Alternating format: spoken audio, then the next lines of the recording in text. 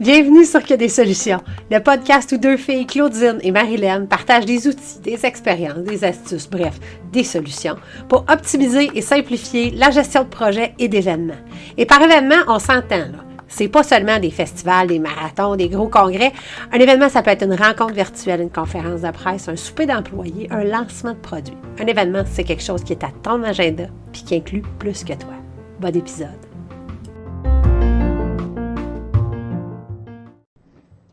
Hey, salut! Aujourd'hui, j'avais envie de te parler de quelque chose qui me tient vraiment à cœur, qui est la nécessité de se remettre en question, de se poser des questions sur ce qu'on offre, sur ce qu'on fait, sur ce qu'on amène, que ce soit dans notre entreprise, en produits-services, que ce soit comme employé, comme gestionnaire, comme personne, ce qu'on propose, ce avec quoi on arrive. De le remettre en question, de se poser les bonnes questions, en fait, de l'évaluer.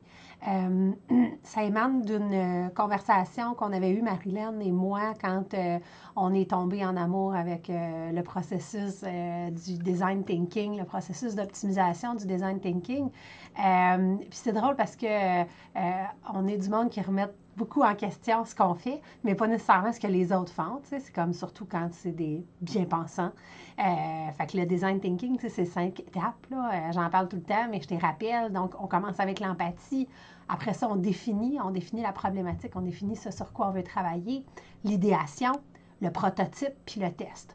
Fait que c'est vraiment ces 5 étapes comme ça. Puis là, on se disait, ouais, mais attends un peu, il manque quelque chose. Tu sais, parce que dans le fond, là, nous autres, là, quand on optimise, là, quand on repense nos processus, puis qu'on intègre ça, quand on fait un bon coup justement dans un mandat, dans un contrat, puis qu'on décide de l'intégrer dans notre pratique, puis après ça, de l'utiliser, puis même de conseiller nos partenaires, puis nos clients avec ça, il y a un petit bout qui manque. Puis là, c'était comme, mais c'est l'évaluation, dans le fond. Au-delà, après ça, d'avoir proposé un prototype, puis de l'avoir testé, c'est de prendre 5 minutes, ou 5 heures, ou 5 mois, pour s'arrêter, puis regarder. Est-ce que ça a livré? Est-ce que ça a solutionné le problème? Est-ce qu'on l'a fait de façon optimale? Est-ce qu'on l'a fait de façon efficace? Est-ce qu'il y a des contraintes qui vont nous permettre, qui ne nous permettront pas, dans le fond, de reproduire ça? Est-ce qu'on a livré de la qualité? De poser des questions, donc d'envoyer des sondages. Fait que cette étape-là d'évaluation, qu'on voit justement dans d'autres processus de gestion, d'optimisation. On ne la voyait pas dans le design thinking, puis on se disait, si seulement on ajoutait ce 6e engrenage-là, bien, ça représenterait vraiment ce qu'on est, ce qu'on fait, ce qu'on pense. Puis, cette réflexion-là est d'autant plus d'actualité avec ce qui s'est personnellement passé avec moi récemment.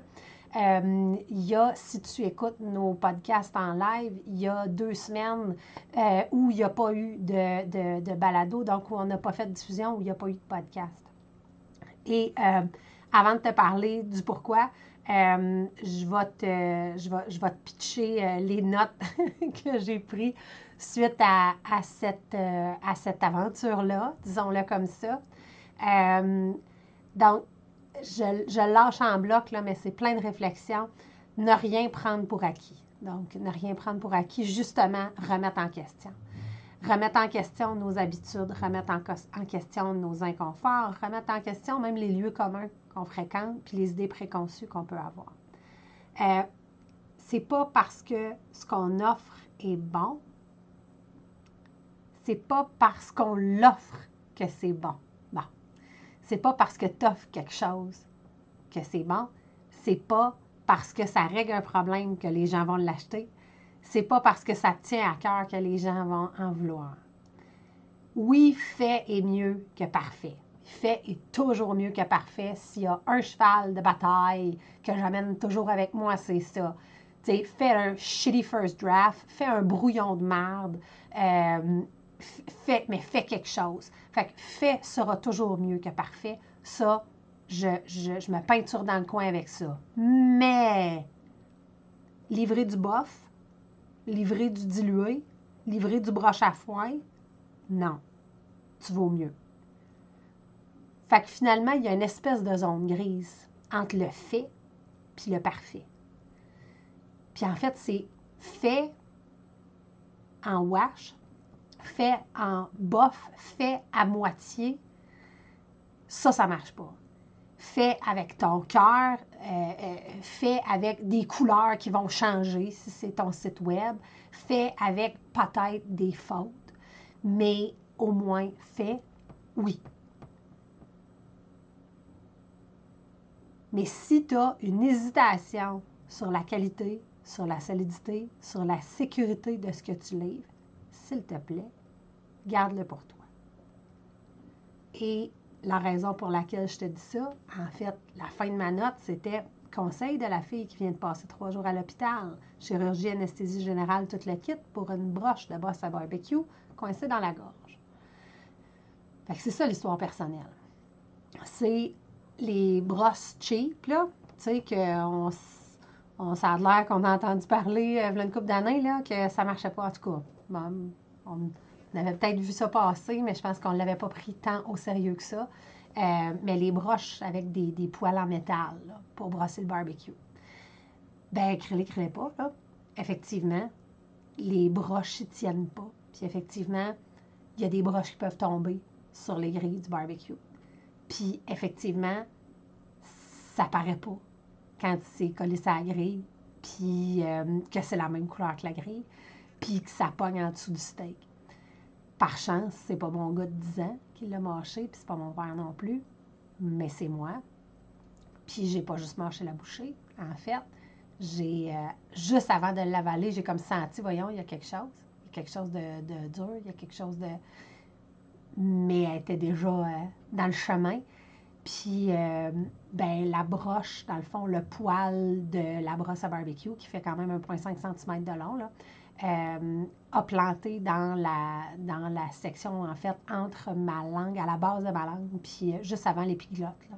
La petite porte qui fait que ça s'en va soit dans les poumons ou dans l'œsophage.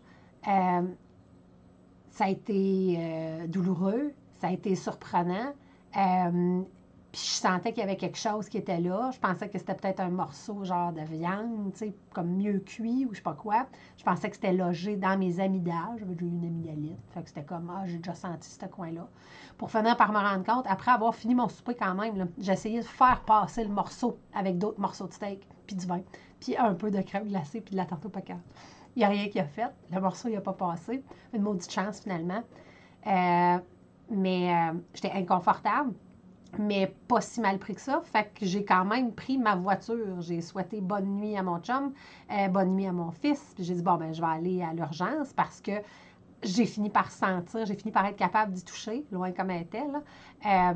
Puis j'ai fini par sentir que c'était effectivement l'équivalent d'une aiguille, là. C'était un fil de fer que j'avais de coincer, pas un fil, une broche, de coincer donc dans la chair de la langue, à la base de la langue. Fast forward 3 jours, un scan, 3 radiographies, soluté antibiotiques, manger mou froid parce qu'il y avait peur que ça se déloge. Mais finalement, on l'a tellement cherché le premier soir qu'on l'a complètement enfoncé dans les tissus mous de ma gorge. Fait que fast forward 3 jours, donc, je suis ressortie avec une cicatrice, la langue tout bariolée parce que le laryngoscope, en fait, a comme brûlé ma langue pendant l'anesthésie. De la douleur, du Tylenol, ma petite broche dans un petit pot à papy qu'ils m'ont donné. Fait que je l'ai. J'ai la pièce à conviction. Et surtout, donc, une toute nouvelle vision de cet élan-là que j'avais toujours de remettre en question. Remettre en question le produit qu'on livre depuis toujours parce qu'il fonctionne. Remettre en question le est-ce que vraiment on a pensé à tout? Est-ce qu'on s'est assuré de la sécurité de notre site? Est-ce qu'on s'est assuré de la sécurité de nos données? Est-ce que l'équipe est vraiment impliquée? Est-ce que l'équipe comprend? Est-ce que, tu sais, remettre en question. Puis de toute façon, on a le feeling, bien souvent, de qu'est-ce qui doit être remis en question, qu'est-ce qui doit être réévalué. Puis, ben, je reste quand même avec la conviction qu'on ne peut pas se protéger de tout, puis on ne peut pas demander, disons, à nos gouvernements de tout légiférer, puis on ne peut pas demander à nos entreprises d'être problem-proof, en tout cas, d'être, tu sais, ça arrive des accidents, ça arrive des... Sauf que ces produits-là, fait longtemps que ces entreprises-là qui les vendent savent qu'il y a une problématique majeure avec la façon dont les poils sont attachés après la brosse, puis qu'il n'y a rien qui se passe, puis qu'ils attendent peut-être de se faire interdire par Santé Canada, puis espérons que ça va s'en venir. Mais donc, si on offre un service, si on offre un produit, si on n'est pas en mesure, à l'intérieur de nous-mêmes, de sentir que vraiment, à 100%, on y a tout mis. On n'a pas de questions sur la qualité, on n'a pas de questions sur la sécurité. Bien, si on n'est pas capable de se garantir ça à soi, on ne sera pas capable de le garantir aux autres. Puis, on ne peut pas se permettre de mettre la vie des gens, ou au moins leur entreprise, ou en tout cas, ce que tu offres, ne peut pas se permettre de mettre le monde en danger. Ça n'a juste pas de bon sens. Fait que, réévaluons-nous, évaluons-nous, posons-nous des questions. Puis, ben moi, je vais aller poser des questions aux gens qui ont mis ce produit-là sur le marché parce que je suis contente que ce soit à moi que ce soit arrivé, puis que ce soit pas à mon fils. Puis, je vais m'arranger pour qu'il n'y ait plus d'autres mères, puis qu'il n'y ait plus d'autres fils, puis qu'il n'y ait plus d'autres personnes qui se retrouvent avec cette problématique-là. Fait que voilà, c'était la petite pensée de la semaine. Réévaluons, posons-nous des questions, remettons-nous en question. Salut là.